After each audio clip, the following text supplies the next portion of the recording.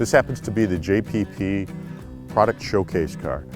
This is called the Departure, and it has a lot of really great features. Some of them are prototype, some of them are available now, so it's sort of a mix. And we use the Moab to show this off.